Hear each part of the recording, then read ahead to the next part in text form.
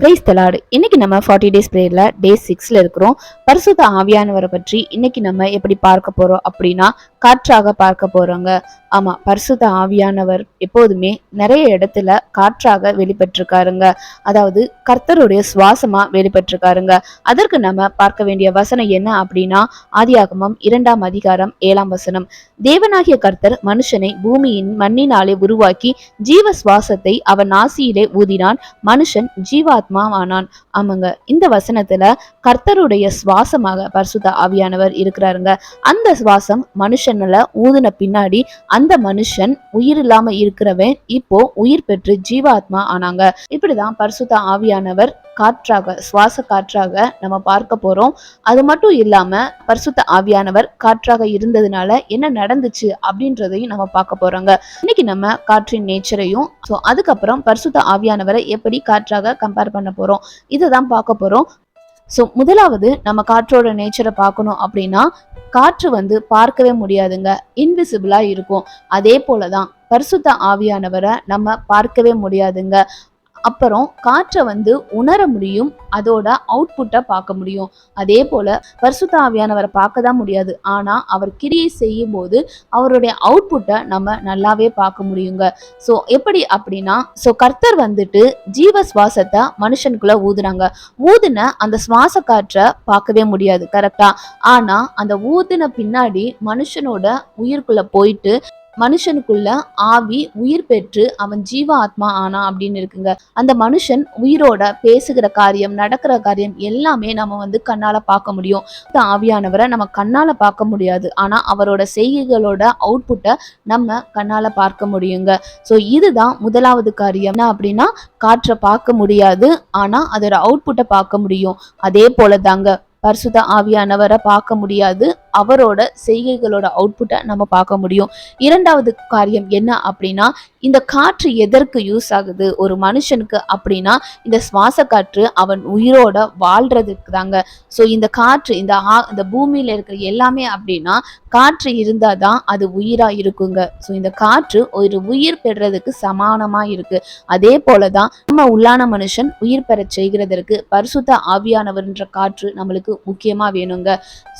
பெந்தெகோஸ்தே நாளில அவங்க மறுரூபமாகி பரிசுத்த ஆவியானவரை பெற்றுக்கொண்டதுக்கு அடையாளமாக என்ன இருந்துச்சு நம்ம வேதத்துல வாசிக்கலாம். அப்போஸ்தலர் 2ஆம் அதிகாரம் 2ஆம் வசனத்துல வாசிக்கும் போது, அப்பொழுது பலத்த காற்று அடிக்கிற முழக்கம் போல வானத்தில் இருந்து சடுதியாய் ஒரு முழக்கம் உண்டாகி அவர்கள் உட்கார்ந்திருந்த ஒரு வீடு முழுவதையும் நிரப்பிற்று. அல்லாமலும் அக்னிமயமான நாவுகள் போல பிறந்திருக்கும் நாவுகள் அவர்களுக்கு காணப்பட்டு அவர்கள் ஒவ்வொருவர் மேலும் அமர்ந்தது. அவர்கள் எல்லோரும் பரிசுத்த ஆவியினாலே நிரப்பப்பட்டு ஆவியானவர் தங்களுக்கு தந்தருளின வரத்தின்படியே வெவ்வேறு பாஷைகளை பேச தொடங்கினார்கள். இங்க பலத்த காற்று அங்க அடிச்சது. அப்போ பரிசுத்த ஆவியானவர் அந்த இடத்தை முழுவதையும் நிரப்பினாருங்க. இப்படி பரிசுத்த ஆவியானவர் மறுபடியும் அந்த சீஷர்கள் எல்லாரும் மறுபடியும் வேறு மனுஷனாக பிறந்ததற்கு இந்த பரிசுத்த ஆவியானவர் என்ற ஒரு காற்று அடையாளமா இருக்குங்க.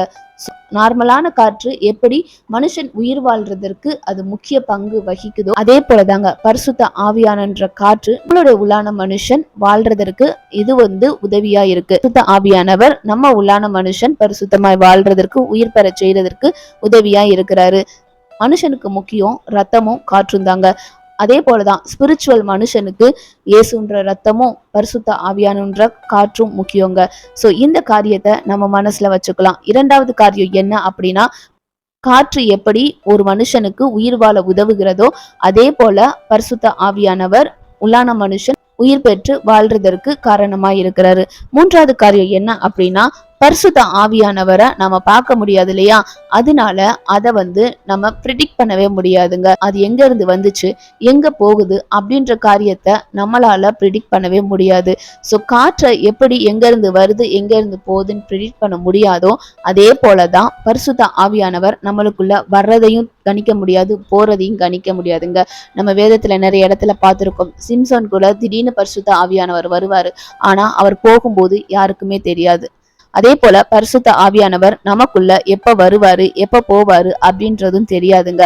அவர் நம்மளிடத்துல வரும்போது அவரை தக்க வச்சுக்கிறோனுங்க. அவருக்கு பிரியமில்லாத காரியத்தை நம்ம செஞ்சுக்கிட்டு இருந்தோம்னா அவர் நம்மளிடத்துல போனதை அவர் நம்ம விட்டு போனதை நம்ம அறியாமே இருப்போம். எப்படி சிம்சோன் பரிசுத்த ஆவியானவரை விட்டு போனதை தெரியாம இருந்தாங்களோ அதே போல நம்ம இருந்துருவோங்க. சோ பரிசுத்த ஆவியானவருடைய காரியத்தை நம்ம கணிக்கவே முடியாது. அவரை நம்ம எப்போதுமே தக்க வச்சுக்கிறோனுங்க. இதுதான் மூன்றாவது காரியம். என்ன அப்படின்னா பரிசுத்த எப்படி காற்று வர்ற இடம் தெரியாதோ போற இடம் தெரியாதோ அதே போல பரிசுத்த ஆவியானவர் நம்மளிடத்துல வரும்போதும் போகும்போதும் நம்மளுக்கு தெரியாது. அவரை எப்போதுமே நம்ம தக்க வச்சுக்கிட்டு இருக்கணுங்க. சோ இந்த மூன்று காரியத்தையும் இன்னைக்கு நம்ம தியானிப்போம். சோ எப்பொழுதுமே பரிசுத்த ஆவியானவரை நம்மளுடைய மூச்சு காற்று போல நினைத்து கொண்டே வாழணும்.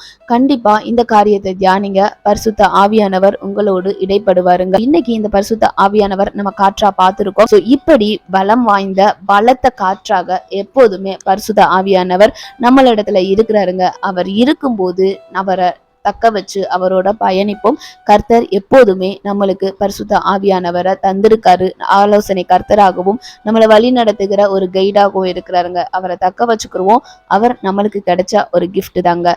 இன்னைக்கு நம்ம செபிக்கலாம். அன்புள்ள இயேசப்பா, இந்த நாளிலும் பரிசுத்த ஆவியானவரை ஒரு காற்றாக எங்களுக்கு நீங்க காண்பிச்சு கொடுத்த கிருபைகளுக்காக நன்றி செலுத்துகிறோம் சுவாமி.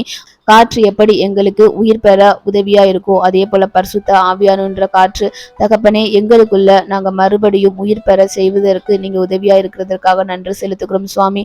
ஆவியானவரே அப்பா, நீங்க ஒரு இன்விசிபிளா இருந்து உங்களுடைய ரியாக்ஷன்ஸ் எல்லாத்தையுமே எங்களை பார்க்க செய்கிற கிருபைகளுக்காக நன்றி செலுத்துகிறோம் டாடி.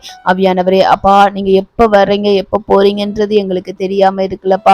தகப்பனே ஆவியானவரே அப்பா, நீங்க வந்தது எங்களுக்கு அப்பா, நாங்க உண்மை பெற்றுக்கொண்டது உண்மை பெற்றுக்கொண்டது எங்களுக்கு கிடைச்ச அப்பா கிருபடாடி. ஆவியானவரே எப்பொழுதும் பரிசுத்த ஆவியானவருடைய அபிஷேகத்தை எங்களிடத்துல இருந்து எடுத்து போடாதபடிக்கு அப்பா நாங்க செபிக்கிறோம்ப்பா. எங்களுடைய அக்கிரமங்கள் எல்லாத்தையும் மன்னிச்சு எங்களோட கூட இருங்க, வழி நடத்துங்க. இயேசுவின் நாமத்தினாலே நாங்கள் செபித்து ஜெயம் எடுக்கிறோம். நீங்களே பொறுப்பெடுத்து வழி நடத்தி கொள்ளுங்க. ஆமீன். God bless you. Jesus loves you.